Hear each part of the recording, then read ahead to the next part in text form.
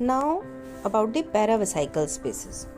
तो paravesical space urinary bladder के दोनों तरफ की स्पेसेस को कहते हैं। इसकी जो बाउंड्रीज हैं वो क्या होंगी, तो जो ये है ब्लैडर, ओके, मीडियल बाउंड्री तो यूरिनरी ब्लैडर फॉर्म करेगा, lateral boundary pelvic side wall form करेगी, इंफीरियरली लिवेटर एनाई मसल रहेगी, सुपीरियरली ब्रॉड लिगामेंट का पेरिटोनियल फोल्ड रहेगा, ठीक है। और ये पैरावेसाइकल स्पेसेस हैं दोनों तरफ, और ये जो है ये आगे प्री वेसाइकल स्पेस के साथ में भी कम्युनिकेट करती हैं, ठीक है। लैटरल अम्बिलिकल लिगामेंट, या फिर आप ये कह लो कि जो इंटरनल इलियक आर्टरी है ना, इंटरनल इलियक आर्टरी का जब आप कोर्स देखोगे तो सैक्रल प्रोमोन्ट्री के लेवल पे तो common iliac artery internal iliac और एक्सटर्नल इलियक में डिवाइड हो गई, फिर इंटरनल इलियक थोड़ा सा आगे गई, और उसके बाद में उसमें से जो फर्स्ट ब्रांच निकली वो है यूट्राइन आर्टरी।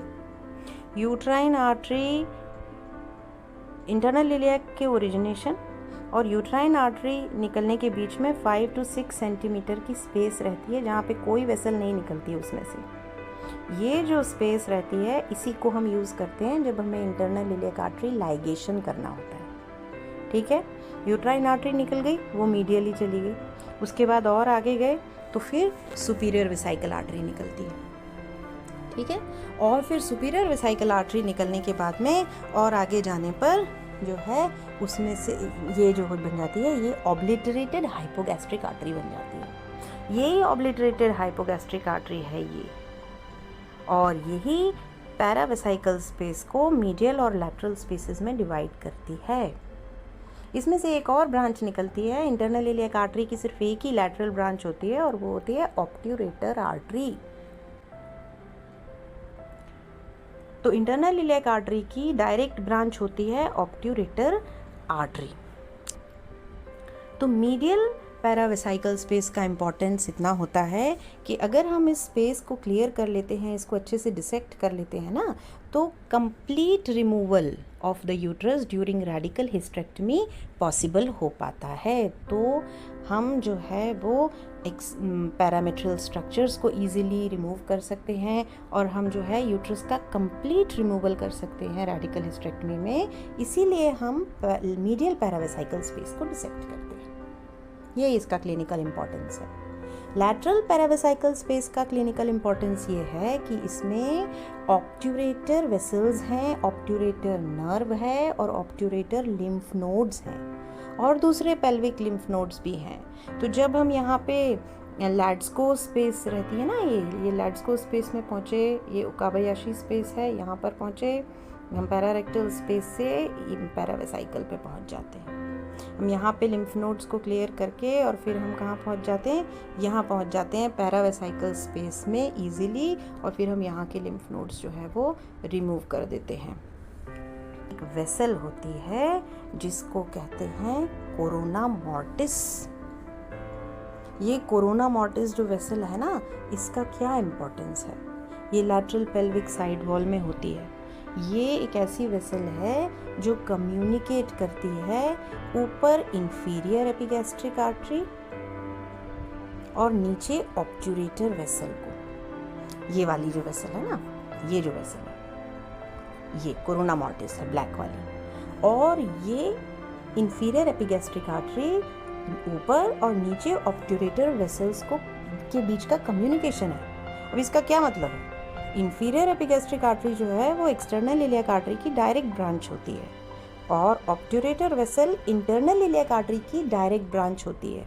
इन दोनों के बीच का ये कम्युनिकेशन है, अगर कभी ट्रॉमेटाइज हो जाती है तो एक्सटेंसिव हेमरेज होता है ना, तो ये बिल्कुल ट्रॉमा नहीं होना चाहिए।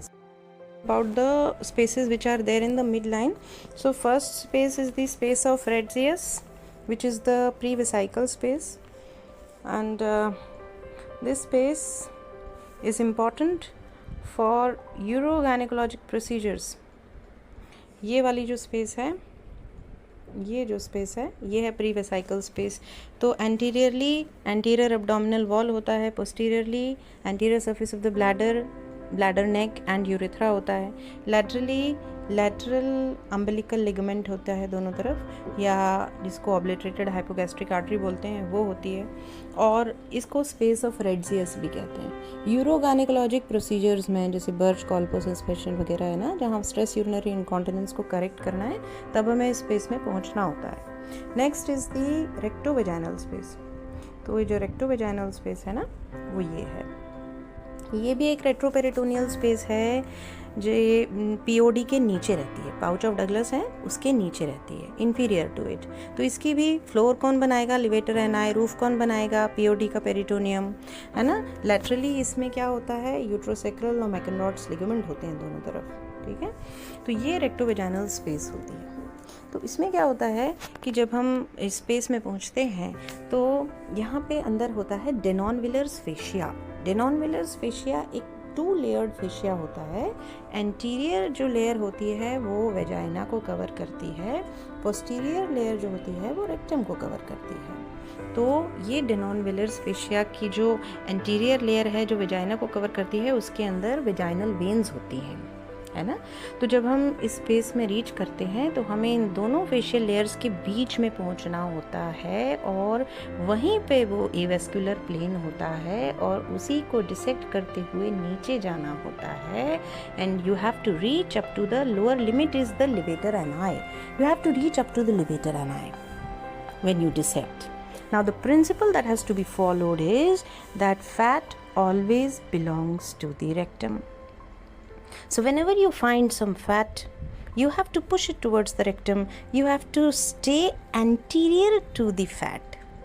Okay, you have to stay near the uterus, near the vagina, and you have to push the fat towards the rectum. That is the principle that has to be followed to avoid any injury to the rectum. And you have to stay in between the 2 layers of the Denonvillers fascia. So this was about the rectovaginal space.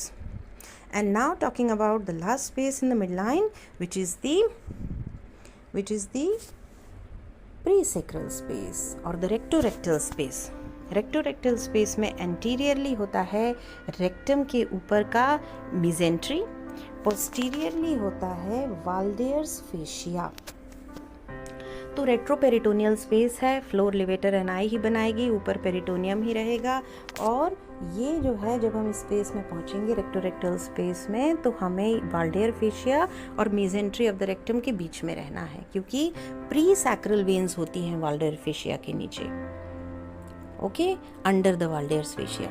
तो वो heavy bleeding हो सकती है। जब कभी हमें suspension procedures करने होते हैं ना, जैसे कॉल्पो सस्पेंशन करना है या रेक्टम का एक्सेंटरेशन करना है सर्जरी में, तब यहाँ पे पहुँचा जाता है। This was about this space, presacral space. एक और मिड लाइन स्पेस होती है which is actually not a true space because it is not lined by the peritoneum, it is actually lined by the cervicovesical fascia. So I will tell you here, this space is the space of Yabuki. ये space है जिसमें सर्वाइकोविसाइकल fascia रहता है और वो इसको line करता है। ये एंटीरियर टू द यूट्रस रहती है और वहाँ तक रहती है जहाँ पे यूरिटर यहाँ पे ब्लैडर पिलर में नहीं घुस गया। इस स्पेस का क्लिनिकल इंपॉर्टेंस ये है कि यहाँ पे S2 से S4 तक के पैरासिम्पैथेटिक नर्व फाइबर्स होते हैं, और जब कभी हम रेडिकल हिस्टेक्टमी परफॉर्म करते हैं तो हम नर्व स्पेयरिंग सर्जरी अगर परफॉर्म करना चाहते हैं तो हम यहाँ पर नर्व्स को डिसेक्ट करके और फिर जो है वो प्रोसीजर परफॉर्म करते हैं, नर्व को स्पेयर कर देते हैं ताकि वो कट ना हो, ताकि ब्लैडर का इनर्वेशन ना जाए, इजंट इट।